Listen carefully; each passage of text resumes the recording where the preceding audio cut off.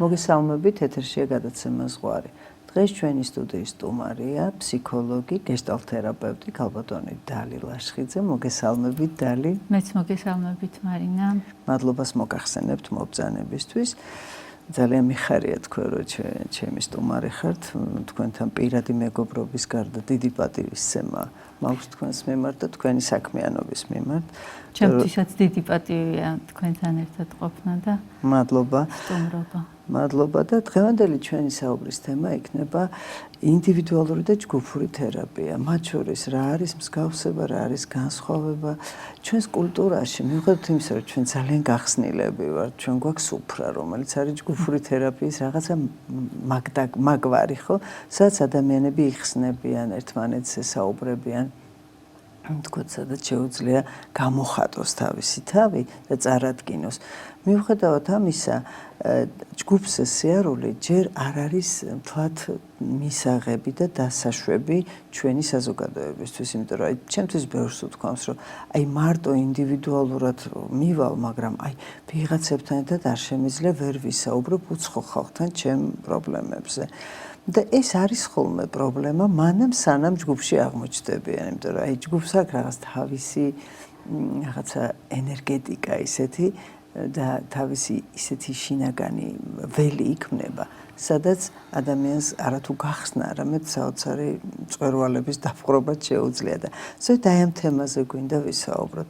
პირველ რიგში, თქვენ ბრძანდებით გეშტალტ-თერაპევტი და ალბათ ამ რაკურსით და სწორედ ამ პრიზმაში გავატარებთ ჩვენ საუბარს. რა არის ინდივიდუალური თერაპია, რას აკეთებს ის და რა არის ჯგუფური და რა არის მათ შორის მსგავსება, განსხვავება, რით ავსებს ისინი ერთმანეთს. დაგეთანხმებით, მართლაც ძალიან საინტერესო საკითხია, განსაკუთრებით თანამედროვე ადამიანის ცხოვრებაში.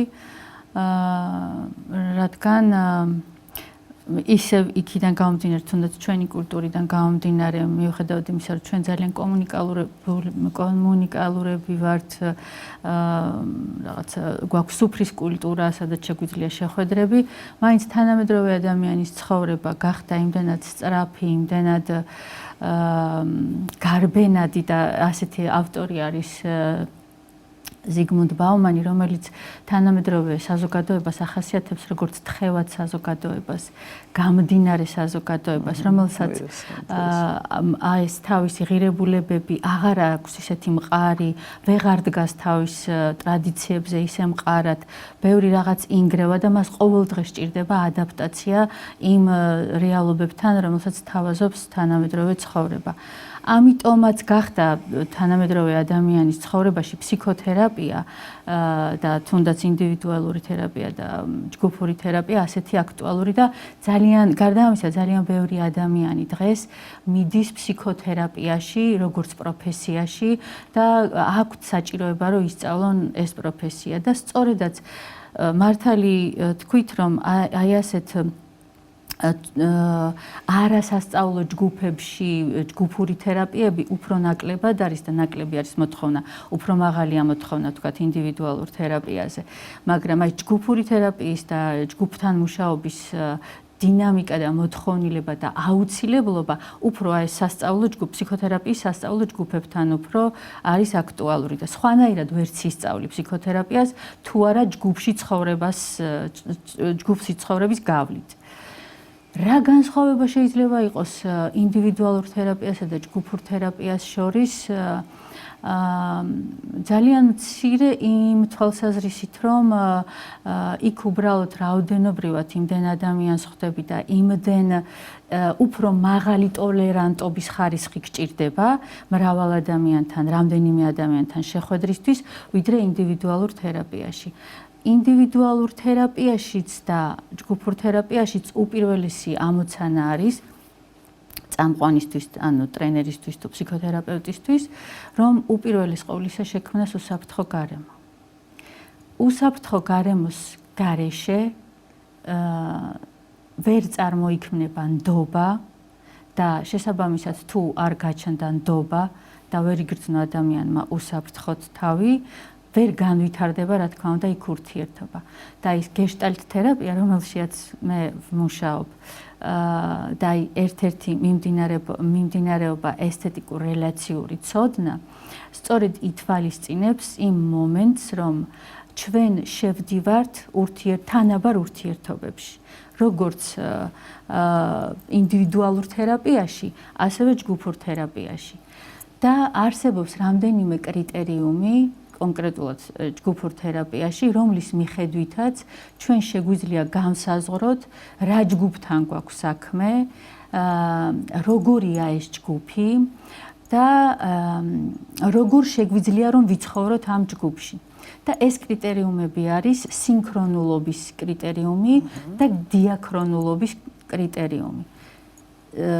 იგივე რაღაც შეგვიძლია ჩვენ ვთქვათ ინდივიდუალურ თერაპიაში, რადგან აქაც გვაქვს ესეთი სინქრონულობის კრიტერიუმი, რომელიც აღნიშნავს აქ და ამჟამად მყოფობას, მე ამ წუთას რას ვგრძნობ შენთან ერთად, სხვებთან ერთად, როგორი ინტენცია, როგორი მოძრაობა ჭირდება მე შენს მიმართ, რა მოთხოვნილებები მაქვს და შესაბამისად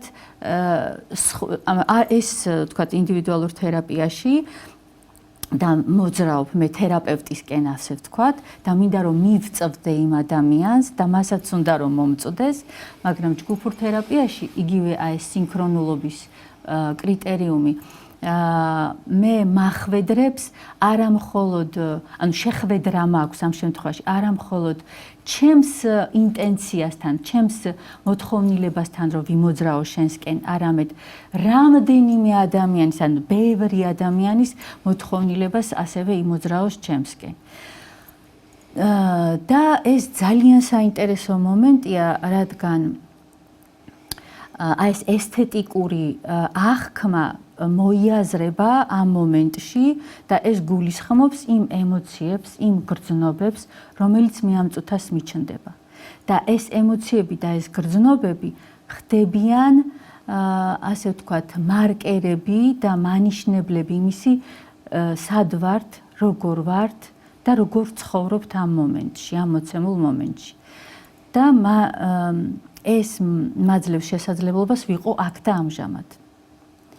ხოლო დიაქრონულობის კრიტერიუმი, აი სინქრონულობის კრიტერიუმი არა მხოლოდ მყოფობას და აქ და ამჟამად ყოფნას გულისხმობს, არამედ იქ არის მაღალი ღიაობა ტოლერანტობის, სიახლის ტოლერანტობის მიმართ და ასევე ლიდერობის მომენტს შეიცავს. და რას ნიშნავს ეს ლიდერობის მომენტი? ცოტა გადავხდით ზაღან კრიტერიუმაზე, დიაქრონულ მომენტზე, მაგრამ მინდა რომ დავასრულოთ ეს სინქრონულობის მომენტი, რას ნიშნავს სინქრონულობის კრიტერიუმი. სიახლისადმი ტოლერანტობა ნიშნავს იმას, რომ აი ამ დინამიკაში განვითარებულ მოვლენებს, რომელიც მე მაიძულებს, რომ რაღაცნაირად ადაპტირება მოვახდინო გარემოსთან, ესე იგი ხელს მიწყობს მე მოსულს ჯგუფში თუ გნებავთ ინდივიდუალურ თერაპიაში, რომ ტოლერანტული გავხდე სიახლის ცვლილების მიმართ. გახსნილი გავხდე. კი. არა მხოლოდ ჩემ თავში ცვლილების მიმართ, არამედ სხვების ცვლილების მიმართაც. და ამას სინქრონულად ებმის ლიდერობის მომენტი, რომელსაც გეშტალტ თერაპია განიხილავს განსხვავებით ავტოკრატული ლიდერობისგან. 70-იან წლებში, როგორც ჩემი მასწავლებლები, კერძოდ მარგარიტა სპანუელა-ლობი გვყვება ხოლმე, იმიტომ რომ ის იმ თაობის გეშტალტ თერაპევტია და ფსიქოთერაპევტი, რომელსაც ჰქონდა შეხება აი პირველი თაობის დამაარსებლებთან, საერთოდ ზოგადად გეშტალტ თერაპიის დამაარსებლებთან და ამასწინათ ზუსტად გვიყვებოდა ეგეთ რაღაცას, რომ 70-იან წლებში აი ეს მთელი მსოფლიოს გეშტალტ თერაპევტები შეიკრიბნენ ნიუ-იორკში და მსჯელობდნენ იმის შესახებ, რომ როგორი უნდა ყოფილიყო ლიდერი ჯგუფური თერაპიის დროს. და ისინი ეწინააღმდეგებოდნენ, მათ ჰქონდათ პროტესტი აი ავტოკრატული ლიდერობის მიმართ, ზოგადად იმ ეპოქის მიმართ, რომელშიაც ისინი ცხოვრობდნენ იმ ეტაპზე. როდესაც ეს ავტოკრატული მმართველობის სტილი იყო ძალიან გაბატონებული. თუმცა მე ვერ ვიტყვი, რომ დღეს მაინც და მაინც ავტოკრატული სტილები არ არსებობს მმართველობებში, მაგრამ მაინც რაღაცები იცვლება და ხალხის ხმას აქვს რაღაც მნიშვნელოვანი ადგილი. შესაბამისად, როგორც იცვლება სოციალური წყობები და განვითარებები, ასევე იცვლება ფსიქოთერაპიაც. ფსიქოთერაპია ასე თითქოს მიჰყვება მას თავის განვითარებაში. და შესაბამისად, მათ შეიმუშავეს ასეთი ლიდერობის სტილი ჯგუფის მმართველობაში, როდესაც წამყვანი კი არის, რა თქმა უნდა, აქვს წამყვანს თავისი ადგილი, თავისი საზღვრები, მაგრამ ჯგუფის წევრებს აქვთ შესაძლებლობა გახდნენ ასევე ლიდერები ჯგუფში. მათ შემოიტანონ რაღაცა თავიანთი ხედვა, თავიანთი ინტენციები, მოთხოვნილებები და ამან ველში შეცვალოს დინამიკა ჯგუფის განვითარების. აბსოლუტურად. და შესაბამისად, ესეთი შანსი აქვს ყველა ჯგუფში, თითოეული ჯგუფის წევრს გახდეს ჯგუფის ლიდერი. სანამ გააგრძელებთ დალი ერთი რამ გამახსენდა, ესეთი ფრანგი არის ბონო, რომელსაც ბიზნეს ფსიქოლოგიაში ხშირად იყენებენ მას და მას აქვს შედარებული ლიდერი მწყემს, ცხვრის ფარას რომ მწყემს აქვს და ორი ტიპის მწყემსია, ერთი რომელიც ფარის უკან დგას და მეორე რომელიც წინ დგას. წინ გარე საფრთხეებს აკონტროლებს და ამიტომ დიდი აქვს დანაკარგი ფარაში, მაინც მიუხედავად ამისა, მაგრამ უკან ვინც დგას, ფარას ვინც უკან მოყვება, ის ხედავს შიდა პრობლემებს და რა შიდა, ანუ ხვარს რა ჭირს, ხო, ამ შემთხვევაში და იცავს მას. და თითქოს თვითონაც შიგნით არის. და აღმოჩნდა, რომ 20%-ით მეტ მარტყლს იძლევა ის ფარა, როდესაც მწყემსი დგას უკან და მიყვება. ეს ძალიან ისეთი მეტაფორაა. თან მეტაფორაც არ არის, ეს რეალობა თურმე, როგორც ვთქვათ, თვითონ ეს ადამიანი ამბობს, მაგრამ ძალიან მეტაფორულია ამ დროს, როდესაც იქვე ხარ პროცესში. აბსოლუტურად უდანაკარგოა ეს პროცესი, ხო? და როდესაც პროცესის გარეთ ხარ, მაშინ კარგად ვერ გრძნობ ამას, რა შეიძლება შიგნით ხდებოდეს. და ეს ძალიან კარგი იყო მომეწონა, რას თქვით და ბოდიში რო შემოვიჭერ. პირიქით, მეც ძალიან მომეწონა და მადლობა ამ კომენტარისთვის, რაც თქვენ თქვით, მარინა. რადგან მე თავად მაქვს ჯგუფური ლიდერობის და წამყვანობის და თერაპევტობის წყვილში გამოცდილება. ანუ მე როცა დავიწყე ჯგუფური თერაპიის, ასე ვთქვათ, წაყვანა და ვასისტირებდი თერაპევტთან, წამყვან თერაპევტთან, ვინც იყო უფრო წამყვანი ლიდერი ვიდრე მე ასისტენტი, ასე დავიწყე სწავლა ჯგუფური თერაპიის წაყვანის. და ეს ისე მომეწონა მაშინ, რომ მე შევთავაზე ჩემს კოლეგას, როდესაც ვიმუშავდი, წყვილში გვემუშავოთ და მართლაც ყავს ბარბარე ჭკუასელი, ისიც გეშტალტ ფსიქოლოგი და კლინიკური ფსიქოლოგი და გეშტალტ თერაპევტი გახლავთ ჩემი მეწყვილე და ჩვენ ერთად მიყვავს ეს ჯგუფები და ძალიან კარგი რაღაც თქვი, რომ როდესაც ვთქვათ, მე ვარ დომინანტი და მე მიმყავს რომელიმე ჯგუფის წევრთან დიალოგი, ბარბარე დგას უკან და ის აკვირდება დანარჩენ ჯგუფის წევრებს, როგორი რეაქცია აქვთ, ვის რა ინტენცია უჩნდება და შემდეგ ის შემოდის, ეს სინქრონულად ვურთიერთობთ ხოლმე და ის შემოდის და ამ მხარდაჭერას აძლევს იმ ჯგუფის წევრს, რომელსაც შეიძლება გარკვეული ემოციები აღმოუცენდეს გარკვეული აი ურთიერთობის დროს ჩემი და კონკრეტული ჯგუფის წევრის ურთიერთობის დროს და ჩვენი ურთიერთობას თვითონ თვითონაც როგორ ვურთიერთობთ და როგორ ვუთმობთ ერთმანეთს ხანის გამოდის წინ ხან მე გამოვდივარ უკან და ფონში გადავდივარ ხანმე და ეს ფიგურა ფონის ურთიერთობა გამოგდის მე და მას ჯგუფის წევრებიც სწავლობენ ერთმანეთში როგორ შეუძლიათ მათაც რაღაც მომენტში თვითონ იყვნენ ლიდერები და რაღაც მომენტში თვითონ წავიდნენ ფონში და შესაბამისად აი ეს გაცილებით ეფექტური გამოდის ჩემი დაკვირვებიდან, ვიდრე მარტოს რო წამეყვანა ჯგუფი. და იქ ძალიან მომეწონა, ხო, ეს აღარც მახსოვდა და გამახსენდა თავად ჩემი გამოცდილება როგორია ჯგუფთან მუშაობის. დიდი მადლობა. და დიაქრონულზე გინდოდა თქვენ. და დიაქრონული კრიტერიუმი, რომელიც ჯგუფთან მუშაობის დროს აუცილებლად მნიშვნელოვანია, რომ გქონდეს თავში, ის ასე ვთქვათ, მოიაზრებს თავის თავში განვითარებას, ჯგუფის განვითარებას. როგორი იყო დასაწყისში ისტორია ფაქტიურად ჯგუფის განვითარების და როგორი იყო პირველი შეხვედრა და ვთქვათ, როგორი იყო ერთი წლის შემდეგ მეხუთე შეხვედრა. და თავისთავად თვითონ ჯგუფის წევრებიც ამჩნევენ აი ამ დიაქრონულ განვითარებაში, როგორ მეტყველებდნენ, როგორ უზიარებდნენ ერთმანეთს თავიანთ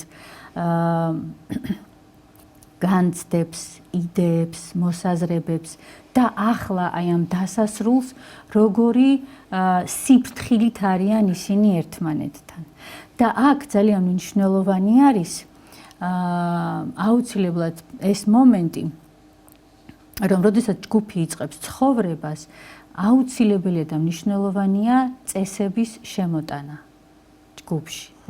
და ამ წესების შექმნაშიც უპირველეს ყოვლისა, მე როგორც ლიდერს კი არ შემომაქვს ეს წესები. უპირველეს ყოვლისა, მათი დახმარებით, ჯგუფის წევრების დახმარებით შემოგვაქვს ეს წესები და ხანდახან ხდება ამ წესების დარღვევა, ან პირიქით რაღაც წესი არ არსებობდა დასაწყისში. და აი ამ ჯგუფის განვითარებამ მოიტანა ის, რომ საჭირო გახდა კიდევ რაღაცა ახალი წესის შემოტანა ჯგუფში. დიდი მადლობა დალი, თქვენ როცა წესი ახსენეთ. წესი არის ძალიან მნიშვნელოვანი, რომ ძალიან ბევრს ყურს ჭრის, რომ აი წესები არ მოწონს, იმიტომ რომ ეს თითქოს ეს უზღუდავს ადამიანს რაიმე ჭყალებში თავისუფლებას, ყველა სხვადასხვანაირად ესმის და არდა ეს წესები არის ის, რომელიც ქმნის უსაფრთხო გარემოს, რაც თქვენ ბრძანეთ და რომელიც დაცულობის გარდა კიდევ რაღაცა საზღვრების დაცვის საშუალებას იძლევა, იმიტომ რომ სხვანაირად ცოტა რთული იქნებოდა. რა წესებია ძირითადად აი თქვენთვის რა არის ყველაზე მნიშვნელოვანი ჯგუფში, როდესაც შედიხართ? კი, უპირველეს ყოვლისა, ძალიან მნიშვნელოვანია წესი, რომ ჩვენ ერთმანეთს ვაძლევთ სივრცეს, დროს და რაოდენობას, რამდენი ვიყო მე. მქონდეს ჩემი ადგილი, მქონდეს ჩემი დრო, სივრცე და რამდენი ვიყო მე. ეს ძალიან მნიშვნელოვანი წესია იმისთვის, რომ მოვუსმინოთ ერთმანეთს, ყველას გქონდეს შანსი, რომ გამოამჟღავნოს თავის თავი და ყველამ მიიღოს თავის წილი ყურადღება. ასევე ძალიან მნიშვნელოვანი კრიტერიუმია, მას შემდეგ რომ თქვათ მე მოვიპოვებ უფლებას, რომ რაღაცეები ვთქვა და გამოვამჟღავნო ჩემი თავის შესახებ, რომ ეს იყოს დაცული და არ გადიოდეს ამ ჯგუფის კონფიდენციალური. ეს იყოს კონფიდენციალური. იგივე წესები არსებობს იმაში, რა ქვია, ინდივიდუალურ თერაპიაში. ინდივიდუალურ თერაპიაში უპირველეს ყოვლისა, როდესაც მეც ვაცნობ ხოლმე, როგორ უნდა ვიურთიერთობოთ ჩვენ ერთმანეთთან, მით უმეტეს თუ კი არასრულწლოვანი ბავშვები მოდიან, ხო, მოზარდები მოდიან უბრალოდ და ვთქვათ ზრდასრული ადამიანები, მათ აუცილებლად უნდა იცოდნენ ერთ შემთხვევაში, რომ ვთქვათ ზრდასრული მოზარდების შემთხვევაში, რომ თუ რაღაც საჭიროება გახდა, რომ ჩვენ უფროსები და მოზარდები ჩავრთოთ, ანუ ის მშობლები, ღირებული და მნიშვნელოვანი ადამიანები შემოვიყვანოთ ჩვენს ურთიერთობაში, ჩავრთოთ და მათი, ასე ვთქვათ, ინფორმირება გვჭირდება, აუცილებლად ვათანხმებთ, რას ვეუბნებით, რა უნდა ვუთხრათ, რა უნდა იყოს გატანილი. ეს ამ შემთხვევაში. თუ ზრდასრულთან გვაქვს საქმე, მაშინ ჩვენ არანაირი უფლება არ გვაქვს საერთოდ ზოგადად რამე ინფორმაცია გავიტანოთ ურთიერთობაში წარმოშობილი და მიღებული ინფორმაციებისა, გარდა ერთი მომენტისა, როდესაც მე მაქვს როგორც ფსიქოთერაპევტს სუპერვიზია, სადაც მჭირდება და ეს აუცილებელი მომენტია, ჩემი მხარდაჭერა არის და არა მხოლოდ ჩემი მხარდაჭერა, არამედ სუპერვიზორის საშუალებით მე ვღებულობ მხარდაჭერას და ამ მხარდაჭერას გაძლევ შემდეგ შენ. და ოღონდ იქაც ანონიმურია, იქაც უნდა იცოდეს ასე ვთქვათ, პაციენტმა, კლიენტმა, რომ ეს ანონიმურია, არც სახელია იქიდან გატანილი, არც გვარი და არაფერი და არის მხოლოდ ეს ფაქტობრივი ისეთი ჩემს სირთულეებთან დაკავშირებული ინფორმაცია. მე როგორ ვმუშაობ. და ასევე ჯგუფის წევრებმა, ეხლა თუ ჯგუფზე ვილაპარაკებთ, ჯგუფის წევრებმაც უნდა იცოდნენ, რომ იქ რაც იქნება ნათქვამი, იქ უნდა დარჩეს. უფრო მეცაც ვიტყოდი, რომ თვითონ ის ჯგუფის წევრები, რომლებიც იქ ურთიერთობენ და იქ რაღაც წარმოიშობა, ხო, მათ შორის რაღაც დამოკიდებულებები, განცდები, ემოციები, მოთხოვნილებები და ასე შემდეგ. გარეთაც თვითონ ერთმანეთშიც გარეთაც არ უნდა ილაპარაკონ ამის შესახებ. მათ უნდა შემოიტანონ ეს და ის რაც წარმოიშვა ჯგუფში მოხდეს ამის ასე ვთქვათ, განხილვა იქნება თუ გაზიარება იქნება. სხვათა შორის ჯგუფის ერთ-ერთი კიდევ ჩემთვის პლუსი და პრიორიტეტი კიდევ ის არის, რომ ინდივიდუალურ თერაპიაზე შეიძლება წლები იაროს ადამიანმა და ვერ ჩავიდეს რაღაც პლასტამდე. საკუთარი თავის შეცნობისთვის, იმიტომ რომ თითქოს არ დადგეს ის დრო, ბევრი დაცვითი მექანიზმების თუ სხვა სიტუაციებიდან გამომდინარე, ზოგჯერ გარშემოტრიალებს იმ პრობლემის და თუ კი ვინმე ერთი მაინც ამას გამოიტანს ჯგუფში, მაგ დაგვარს, ის რეზონირებს უკვე ამ პრობლემასთან და თითქოს კაუჭი გამოედება და ამოაგდებს ზემოთ და ხდება მისი დამუშავება. მისი დამუშავება ხდება თუნდაც სულ რომ არაფერი არ თქვას. ანუ შიგნით ხდება იმ პროცესის დაწყება, გაგრძელება და განვითარება, რომელიც მას ძალიან ჭირდებოდა თურმე, მაგრამ არ ახსოვდა. მართლა არ ახსოვდა, კი არ იტყუება, კი არ მალავს, არ ახსოვს. იმიტომ რომ ფსიქიკას აქ უნარი რომ დაიცვას თავი კონსერვაციით, გატყორცნოს სადღაც ეს შინაარსები და რაღაცა თითქოს მიწა მიაყაროს მას და ეს ძალიან მნიშვნელოვანია ამ დროს და ხშირად ზოგჯერ ის ვინც ჯგუფში ვერ ახერხებს თქმას, მე ინდივიდუალურზე შეიძლება გაიტანოს სწორედ ეს პრობლემა, რომელიც იქ აღმოცენდა თუ იქ დაინახა თუ შეხვდა, ეს ძალიან მნიშვნელოვანია ერთ-ერთი კიდევ ჩემი აზრით.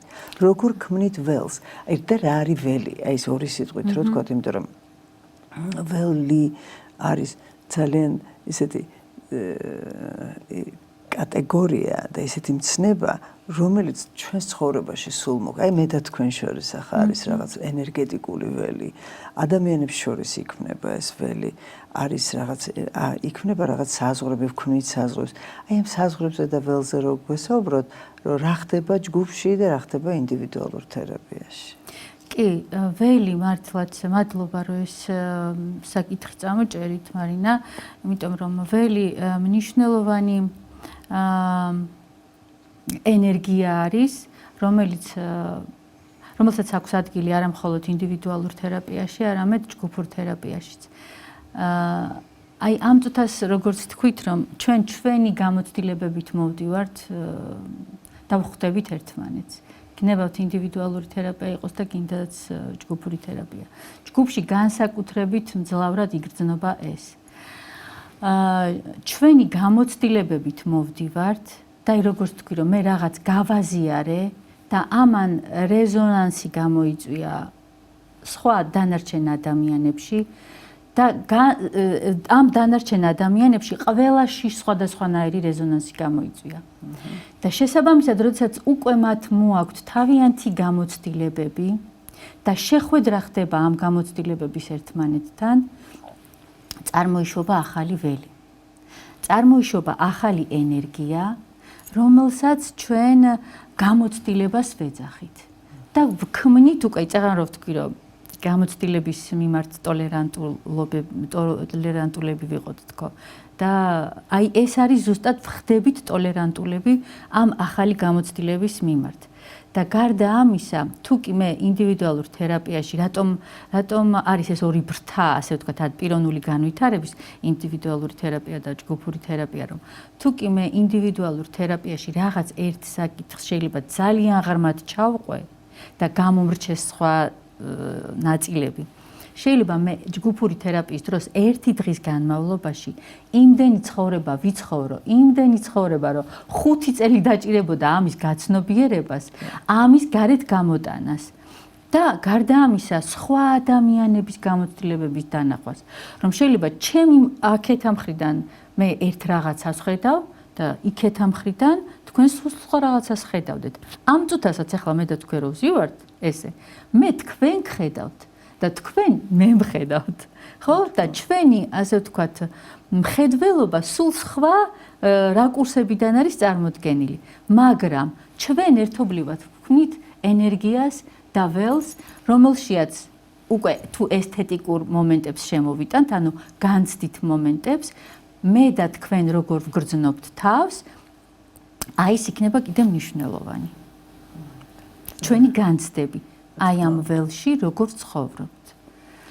აი ხუთაშორის ხო არის ხშირად შეიძლება ადამიანებს ეს უკვირთ რომ აი შეიძლება ვიღაცა დამესიზმროს ან გამახსენდეს უცბად და მე მართლაც იმან დამირეკოს ან შემხვდეს ქუჩაში. თუმცა მანამდე წლები იყო რომ არც გამხსენებია და არც დამსიზმრებია არასდროს და აი რაღაცა ეს ინტენციები, ეს ენერგეტიკა რომელიც არსებობს ხო ის არის ენერგია ხო არ იკარგება და მას შეუძლია ჩვენ გვაქვს მიმღები და გამცემი ამ ენერგიის და ჩვენთან რაღაც ინფორმაციის სახით მოდის რომელიც უცბად შეიძლება იყოს აი რატომღაც ეს სიტყვა რო აქ წინ გამახსენდა და რატომღაც ვიცი ვიფიქრე ადამიანზე რომელთანაც ნუ წლებია კავშირი აღარ მაქვს და ამ დროს მხდება ამ დროს მირეკავს აი ეს ფენომენი ძალიან მნიშვნელოვანია ხშირად სწორედ აი ამ ველში დატრიალდება ხოლმე რასაც ქვია ჯგუფი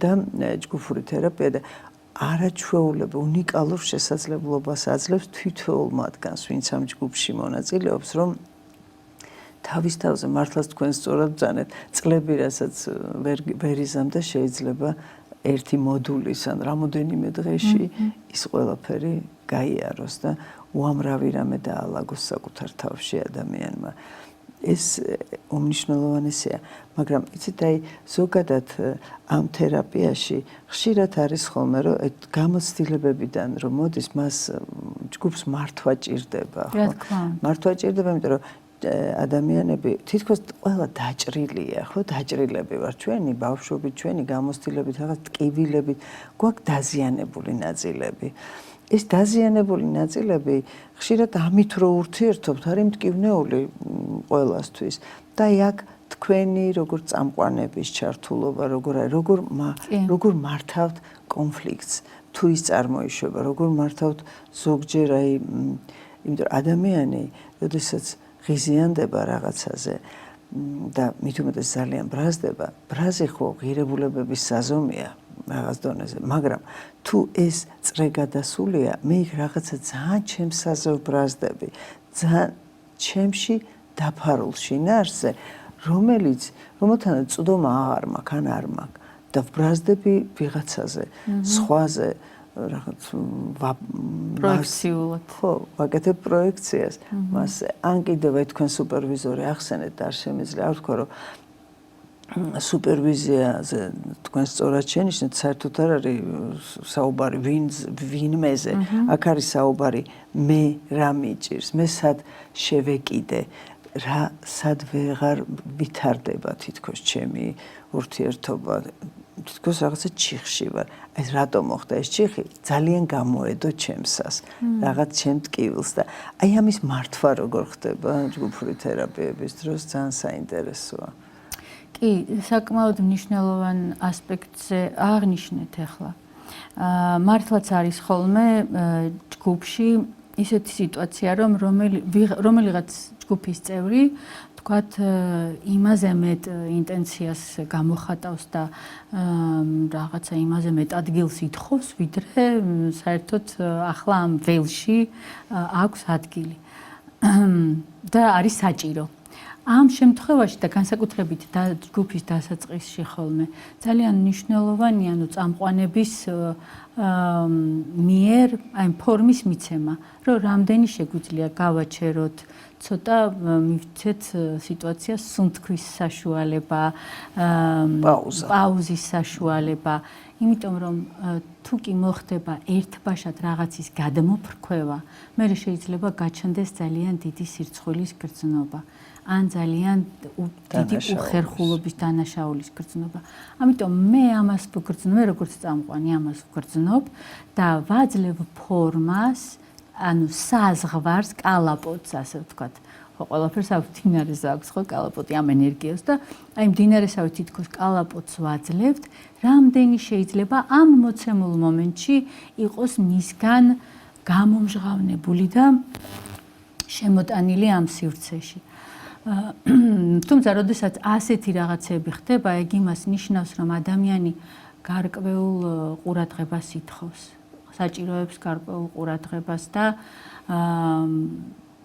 ჩვენ ამ შემთხვევაში ხანდახან არის ხოლმე, რომ შეიძლება ვურჩევთ, რომ წავიდეს დამატებით კიდევ პირად ინდივიდუალურ თერაპიაზე და იქ შეძლოს ამ სიღრმეში ჩასვლა, იმიტომ რომ ჯგუფი მაინც ჯგუფის დანიშნულება არ არის ძალიან სიღრმეებში წასვლა, ჯგუფი მაინც სერფინგის ასე ვთქვათ მეტაფორა შემოვიტანდი ამ კონტექსტში მოძრაობს ერთმანეთთან, მაგრამ ძალიან მნიშვნელოვანია, იმიტომ რომ ზუსტად ამ სერფინგის დროს მე ვგრძნობდე სხვა ადამიანსაც და ურთიერთობებს სწავლობ.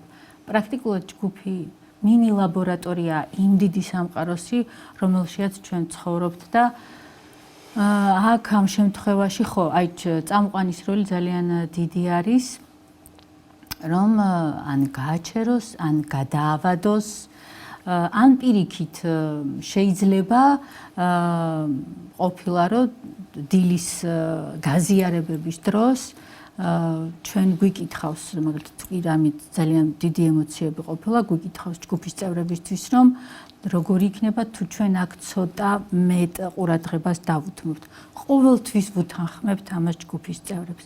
მხოლოდ ჩვენი ინიციატივით არ გამოვდივართ რაღაცა დინამიკის წარმართვაში. და ის კიდევ იმას თუ დაუბრუნდებით აი ველის თეორიას, ხო? და რაღაც მე შენ გაიფიქრებ რაღაცას, მე რაღაცა გეხმიანება, ალბათ მე და ბარბარე რომ დავგეგმავთ ხოლმე მაგალითად რაღაც აქტივობას,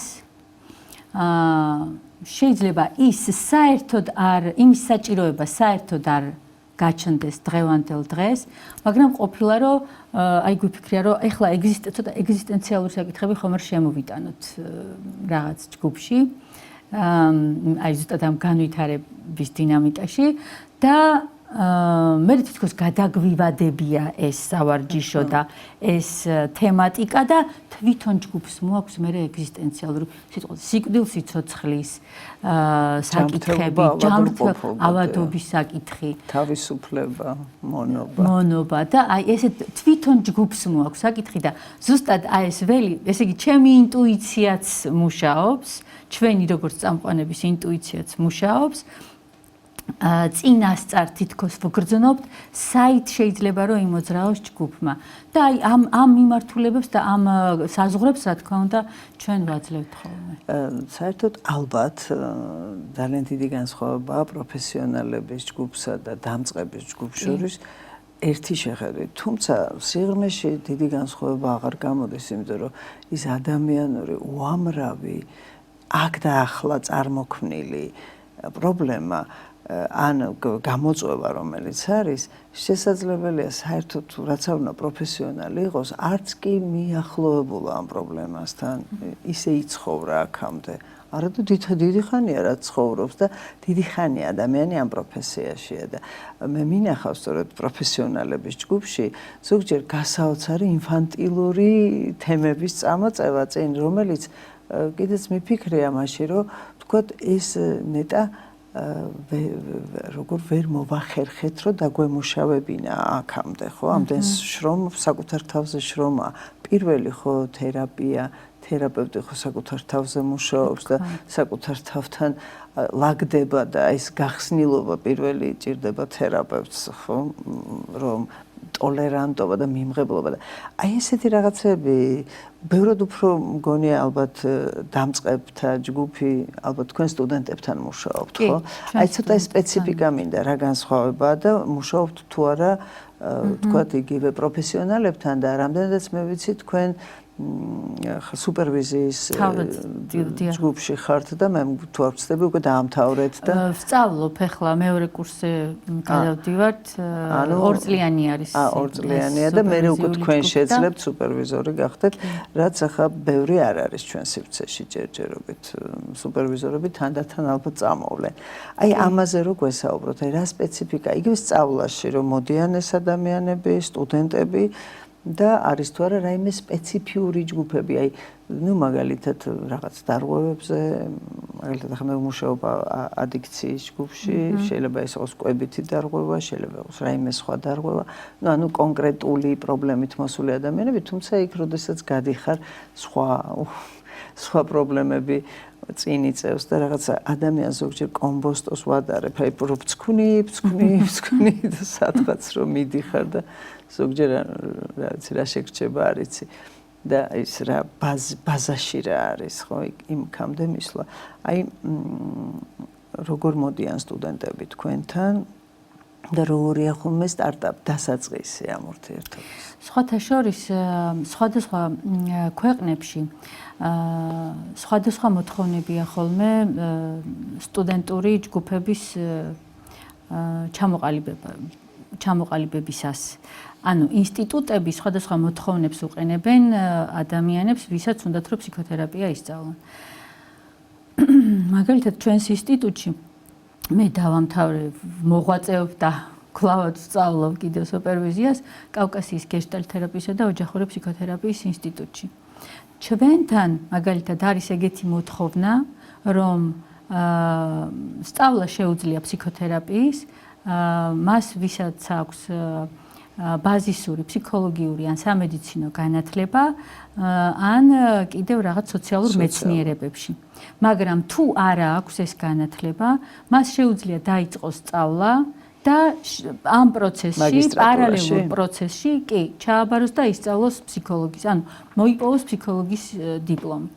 რადგან მართლაც მაინც არის ხოლმე განსხვავება მას ვისაც აქვს ესეთი ბაზისური ფსიქოლოგიური განათლება და იმ ადამიანებს ვინც თქვა მაგალითად ეკონომიური განათლება აქვს, იურიდიული განათლება აქვს, ან ისიც ფანტასტიკური განათლება, იმიტომ რომ სადაც არ უნდა მიიღო განათლება, ნებისმიერ შემთხვევაში ნიშნავს, რომ ჩვენ ადამიანური ცხოვრების გამოცდილებებს ვღებულობთ და ეს გამოცდილებები ნებისმიერ შემთხვევაში ძალიან ღირებულია. უკაცრავად. მაგალითად და არის ინსტიტუტები, რომლებსაც არ აქვთ ეგეთი პირობა და თქვათ ნებისმიერ შეუძლია რომ ისწავლოს. თუმცა მე დიპლომის გადაცემის პროცესში, ანუ დიპლომის აღების პროცესში, მას პრობლემა უჩნდება, რომ მაინც მიიღოს ეს დიპლომი და სრულფასოვანად იყოს როგორც თერაპევტი. ანუ თქვენ გულისხმობთ ევროპულ აკრედიტაციას. ევროპულ აკრედიტაციას გულისხმობ, კი. თქვათ მაგალითად იგივე მარგარიტა სპანუელალობი თავის ინსტიტუტში ანუ ეს იტალიური სკოლა გეშტალტისტია. აი იტალიური ჩვენც ეგრე ვკითხეთ ერთხელ რომ ეს იტალიური სკოლა როგორ მოგიყვარს ეს იტალიური სკოლა რომელიც ურთიერთობებზე არის დამყარებულია და იტალიური ბევრი სკოლა არსებობს იტალიური სკოლა არსებობს კონკრეტულად ეს მარგარიტას მიერ რამდენიმე ქალაქში აქვს, რამდენიმე ფილიალი აქვს თავისი ინსტიტუტის და აი ამ ინსტიტუტში მაგალითად მხოლოდ ფსიქოლოგებს და მას რა ქვია სამედიცინო განათლების მქონე ადამიანებს შეუძლიათ მიიღონ განათლება ფსიქოთერაპიული. ხო და ეხლა ეს რასთან დავუკავშირე რომ შესაბამისად, რა თქმა უნდა, პროფესიულ უკვე დიპლომირებულ ფსიქოთერაპევტებთან ჯგუფის წაყვანა და დამწყებ, ასე ვთქვათ, პირველ კურსელებთან ჯგუფის წაყვანა რაღაცნაირად განსხვავებულია, იმიტომ რომ მე რო აქ რაღაც ტერმინებს გამოვიყენებ, რაღაც იდეებს მოვიტან, ამათთვის პროფესიული ჯგუფისთვის უკვე გასაგებია და ბევრი ახსნა არ მჭირდება. მაგრამ იქ კიდევ უფრო ბევრი ინტენცია მჭირდება, ბევრი გარკვეულობის შემოტანა მჭირდება. მაგრამ როგორც თავადაც აღნიშნეთ, რომ ჭრილობები და ტრავმები ისეთი შეიძლება იყოს, რომ როგორც იტყვიან, მთელი ცხოვრების ნავსიუ ჟიზნი, მთელი ცხოვრების მანძილზე დარჩენილი კვალი იყოს ეს ჭრილობა. და მუდმივად მჭირდებოდეს ამ ჭრილობისთვის მალამოს წასმა. ამას ასევე ეს ჭრილობები და ეს გამოცდილებები გარკვეულ ფსიქოტიპებს აყალიბებს. და შესაბამისად, თუ კი მე რაღაცნაირად ჩამოყალიბებული მაქვს გარკვეული ფსიქოტიპი, ხო, მე მჭირდება მეტი გაცნობიერებულობის შემოტანა ამაში, რომ არ ვიყო მარტო ერთი კონკრეტული ფსიქოტიპის ასე ვთქვათ სათაურის ქვეშ. კი ბატონო. და ვთქვათ იქ სხვა რაღაცებით შემოვიტანო ჩემი პიროვნული განვითარების. და ვთქვათ შეიძლება რაღაც მომენტში მე ხარ, როდესაც სცენაზე ვდგავარ, იქ მჭირდება ჩემი ნარცისტული ნაწილის მოყვანა წინ, ხო? მაგრამ როგორ ნარცისტულ ნაწილს გამოვიყვან. მაგალითად, როდესაც ისეთ კონფლიქტურ სიტუაციაში ვარ, იქ შეიძლება ჩემი მოსაზღვრე ნაწილი გამოვიდეს ასპარეზზე, მაგრამ რამდენად გაცნობიერებული მაქვს ეს ჩემი მოსაზღვრე ნაწილი. როდესაც სიტყვაზე ომში ვარ, იქ ჩემი ტრავმული ნაწილი შეიძლება ან ვიღაც როდესაც კვდება და ვიღაცას ვშორდები, იქ ჩემი ტრავმული ნაწილი გამოვიდეს და როგორი გაცნობიერებული ნაწილი ვლინდება აქ. აი ეს ყველაფერი თუ იკრიბება, ხო, შემდეგ ცხოვრება გაცილებით უფრო საინტერესო, ტკბილი, რა ვიცი, უფრო მეტად ხარისხიანი ხდება. თუმცა ეს იკრიბება, მინდა რომ განმარტოთ, ეს ზოგს შეიძლება ჩათვალოს, რომ არის ჯამი. როგორც ადამიანი არ არის ხელებს დამატებული ფეხები, ცხვირი და თავი, ისევე არ არის ადამიანი აი ამ ნაწილების ჯამი და რას ნიშნავს აი ეს შეკრება ამ გაგებით თქვენ როდესაც ესე იგი გეშტალტის სათავეში დაუბრუნდით და ნაწილების ჯამი არ ნიშნავს უბრალოდ ნაწილების ერთობა არ ნიშნავს ნაწილების ჯამს. ხო, მათემატიკურ ჯამს. აი ეგეთი მაგალითი შემიძლია მოვიყვან, რომ სხეული, ფსიქიკა და სული მეც მაქვს და თქვენც გაქვთ. მაგრამ ეს ეგეთია, ეგეთი გამოსახულება აქვს ამას და თქვენ შემთხვევაში ეგეთი გამოსახულება აქვს და რამდენი ადამიანიც იქნება, იმდენი გამოსახულება იქნება ამ ყველაფერს. ამიტომ არ ვართ ჩვენ ჯამი რაღაცა ნაწილების.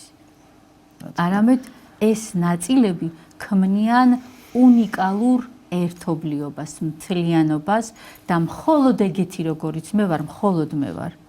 უბრალოდ ეგეთი როგორც მე ვარ, მხოლოდ მე ვარ. ეგეთი როგორიც თქვენ ხართ, მხოლოდ თქვენ ხართ. ანუ უნიკალურობა. და აი ამ ნაწილთან მიახლება, გაცნობა მისი და მისი ინტეგრაცია. ეს ხდება სწორედ თერაპიის დროს. როგორ ახერხებს ადამიანი, რომ იმ თავის დაშლილ ნაწილებთან მივიდეს. ამას ეს ხანგრძლივი პროცესია. სხვადასხვა ზოგს გონია, რომ თერაპია ერთი მისვლით ან ორი მისვლით მთავრდება ყველაფერი, კონსულტაციაშიც გვერევა ხშირ შემთხვევაში, ხო, ჩვენ ადამიანებს არის კონსულტაცია, არის თერაპია, არის თქვათ, იგივე სხვადასხვა მოდალობები, სხვადასხვა მიმდინარეობები და აი წარმოიდგინეთ, რომ რამდენი წლისაც არის ადამიანი, რამდენი უცხოვრია და მას შლეიფად მოყვება კიდე მოცლათყოფნის პერიოდი და შლეიფად მოყვება წინაპრების ცოდნა და გამოცდილება, რომელიც ჩვენში არის სადღაც დაკონსერვებული, სადღაც არის მასთან წდომა არ გვაქვს. აი ხო ყოფილა შემთხვევა, რომ კომიდან გამოვიდა ადამიანი და არაბულად დაიწყო ლაპარაკი, რაღაც სიტყვებს ამბობს, ან რაღაც ისეთი ახალი უნარები გაუჩნდა, რომელიც მანამდე არ ქონია. და ეს არის სწორედ რაღაცა უცბად თითქოს ფარდა გადაიწევა, თითქოს რაღაცის პანდორას ყუთი იხსნებოდა, იქიდან ამოდია. აი როგორ ხდება ამ ნაწილებთან გამთლიანება და ამ შემთხვევაში თქვენი აზრით როგორც პროფესიონალის ადამიანისთვის ინდივიდუალურ თერაპიაზე ჯობია იაროს უფრო ინტენსიურად ალბათ თუ ჯგუფურ თერაპიაზეც ეს შესაძლებელია. აი კიდევ ძალიან მნიშვნელოვან საკითხს შეეხეთ მარინა. რაღაცა შეიძლება იყოს ჩვენში, რომელიც ჩვენი გამოცდილებით არ არის დაწყებული. და ჩვენი წინაპრებიდან მოდის. და თანამედროვე ერთ-ერთი მეცნიერება, ასე ვთქვათ, გაჩნდა, რომელსაც ქვია ეპიგენეტიკა. ერთ-ერთი ესეთი მიმართულება არის ფსიქოლოგიაში, ეპიგენეტიკა, რომელიც ამბობს იმას, რომ მე რაღაც ჩემი ფსიქიკური სტრუქტურა ან ჩემი რეაქციები სამყაროსთან მიმართებაში სრულიად არ იყოს იმ გამოცდილებებიდან მიღებული, იმ გამოცდილებებზე დაყრდნობილი, როგორიც ცხოვრებაც გავიარე მე. ანუ ჩემი პირადი რაც არის. არ არის ეს. მაგალითად ომის დროს, აი იყო ეგეთი кейსები, რომ მეორე მსოფლიო ომის დროს, როდესაც ლენინგრადის ბლოკადა იყო, მაშინ ამ ქალაქს ლენინგრადი ერქვა, ლენინგრადის ბლოკადა იყო და ქალები, რომლებიც იყვნენ ორსულად, რა თქმა უნდა, საკვები ძალიან მწირი იყო მაშინ და ცუდად იკვებებოდნენ ეს ადამიანები. აჩენდნენ ბავშვებს, რომლებიც წონაში იყვნენ ძალიან მცირე წონისები და ძალიან უსუსურ ბავშვებს აჩენდნენ. თავისთავად ახლა რა თქმა უნდა, ჯერ ეს ერთი წის რომ ბლოკადა არის, საჭმელი არ არის, ომია და როდის მოკვდები, რითი მოკვდები, შიმშილით თუ სიცივით, არავინ არ იცის თუ საერთოდ თავზე ბომბი დაგეცემა. და შემდეგ აი ეს ამ ადამიანების შვილები, თუ კი მათ ქალიშვილები უჩნდებოდათ, შემდეგ თაობებში ის ქალიშვილები ასეთივე ბავშვებს აჩენდნენ. ბიჭებზე არ გადადიოდა ოღონდ. მხოლოდ გოგონებზე გადადიოდა აი ეს თითქოს ცვლილება გენეტიკური. შესაბამისად, რაოდენ სიღრმეშიც არ უნდა წავიდეთ ხოლმე ჩვენ, შეიძლება რაღაცები ვერ აღმოვფხრათ. მაგრამ აი მე პირადად ხოლმე ვიშველიებ სხვა დამატებით მიმდინარეობებს ფსიქოთერაპიულს, მაგალითად განლაგებები. მე ხანდახან გამიგზავნია ჩემი კლიენტი და პაციენტი განლაგებებზე. იმიტომ რომ მე აქ არ მაქვს ის რესურსი, უბრალოდ იმიტომ რომ მე და შენ ვართ მარტო და განლაგებების დროს არიან სხვა ადამიანებიც. ხო, ანუ თითქოს ადამიანი მთლად თავის ცხოვრებას არ გადის და ეს თვითონ მისი კი არ არის, რაღაც არის, აი სხვათა შორის ფსიქოსომატიკაშიც არის ეს რომ ერთი წლით ადრე ვიდრე ჩასახვა მოხდება იმ ადამიანებს, იმ წყვილს, ვინც შემდგომში შეიძლება ერთმანეთს შეხვდნენ, თავიანთი პრობლემები თუ გამოწვევები თუ მოთხოვნილებების რაღაცა პროგრამული ჩატვირთვა ხდება ამ ზიგოტაში 46 ქრომოსომით, რომელიც 23 და 23 და შემდგომში ეს +9 თვე და +1 წელი, ეს 3 წლიანი პროგრამულ უზრუნველყოფას აკეთებს და შესაძლებელია რაღაცა იმ გამოწვევის, რაც ქონდა მის რომელიმე მშობელს, იმისი შესრულება და იმისი გადაჭრა დაიწყოს. აი მაგალითს ვიტყვი ერთს, რომ აი თუნდაც რომ შეიძლება ადამიანი იგივე ფეხმძიმობის დროს ვთქვათ, აი იმიტომ აჩენს ბავშვს დედა, რომ მისი მეუღლე სხვასთან არ წავიდეს და იყოს შემრიგებლური საპატივსაცემოა ნებისმიერი მიზეზი, რითიც ადამიანი ბავშვს აჩენს, რა თქმა უნდა, მაგრამ თუ ეს არის მთავარი წამყვანი პროგრამა, შესაძლებელია ეს ადამიანი დაიბადოს მომრიგებელ, გამშველებელ, ესეთი ადამიანი, რომელიც მუდმივად ერთმანეთს გადამრჩენი, რომელიც მუდმივად არიგებს სხვებს ერთმანეთს. ოღონდ თვითონაც არ იცოდეს რატომ, რა რჯის, რომ ვიღაცასთან იჩხუბა და ეს შუაში დგას, რომ შეარიგოს. ესეც ძალიან დადებითი მომენტია, მშვიდობის ყოფილობა, მაგრამ სასურველია, რომ გავაცნობიეროთ, ხო? აუცილებლად. მნიშვნელოვანია. მე მაინც ვიტყვი, რომ მნიშვნელოვანია იყოს არჩევანი ადამიანის. აი თავისუფლება გადის არჩევანზე. აბსოლუტურად გეთანხმებით. მე რაც უფრო ბევრი რეპერტუარი მაქვს, როგორი რეაქცია შეიძლება მქონდეს, როგორი ვექტორი შეიძლება ავირჩიო ჩემი ცხოვრების, რაც უფრო ბევრი რეპერტუარი მაქვს ამისი.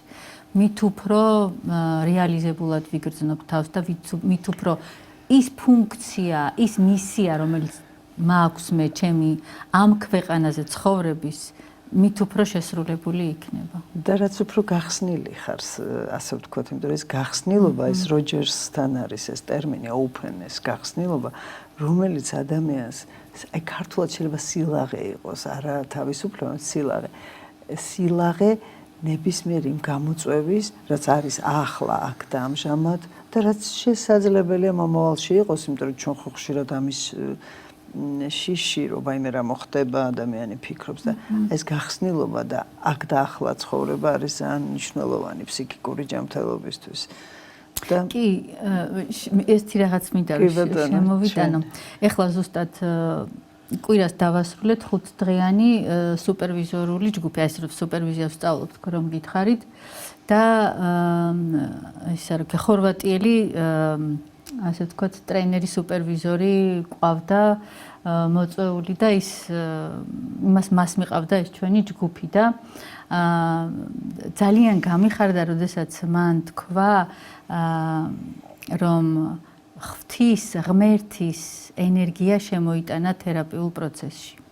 რომ არის რაღაცა რაც არის ჩემი საქმე და მე ხელმეწიფება, არის რაღაცა, რაც არის შენი საქმე და შენ ხელმეწიფება, არის რაღაცა, რაც სამყაროს საქმეა და სამყაროს ხელმეწიფება და არის ღმერთი, რომელიც ამ ყველაფერს არეგულირებს და იწევს ველზე რო ვლაპარაკობდით, ხო?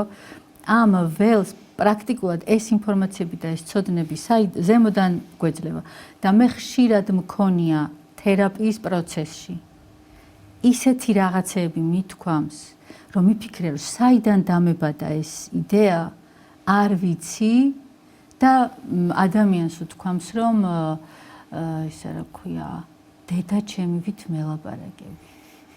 დედა ჩემი მეუბნება ზუსტად მაგ სიტყვებს. ანუ მე ამ ინფორმაციას ხო ჩვეულებრივ ვერ ვღებულობს, საიდანღაც ვღებულობ მე ამ ინფორმაციას, რომელიც არის ზუსტად აი საერთო ველის შემქმნელი და ღვთის ენერგიის არსებობას ადასტურებს. სამწუხაროდ ჩვენი გადაცემა დასრულდა და ძალიან კარგად დასრულდა. დიდება და მადლობა უფალს ყველაფრისთვის და აი ეს ძალიან მნიშვნელოვანია ამის გაცნობიერება, რომ ეს ყველაფერი რაც ხდება, ჩვენი თავისუფლება, ეს ყველაფერი უფლისგან ჩვენი საჩუქარია და ამის გამოყენებას ჩვენ არჩევანს როგორცაც ვაკეთებთ. ხშირ შემთხვევაში ის სიტუაციაში ეს აღმოჩნდებით, ესეც ჩვენი ცნობიერი თუ არა ცნობიერი არჩევანი და ჯობია იყოს ცნობიერი არჩევანი და ადამიანმა აიღოს პასუხისმგებლობა იმ თავის არჩევანზე. უღრმესი მადლობა დალი. ძალიან საინტერესო იყო, არ მეთმობით, მაგრამ ჩვენი დრო მოიწურა და მე იმეც ვიტოვებ, რომ ჩვენი თანამშრომლობა კვლავაც გაგრძელდება და კიდევ გვეწევით სტუდიაში. სიამოვნებით, უღრმესი მადლობა, ჩემთვისაც ძალიან საინტერესო იყო ეს საუბარი. დიდი მადლობა, მე კი შეგახსენებთ, რომ დღეს ჩვენი სტუდიის სტუმარი იყო ფსიქოლოგი, გეშტალტ თერაპევტი ქალბატონი დალი ლაშხიძე. კარგად ბრძანდებოდეთ მომავალ შეხვედრამდე.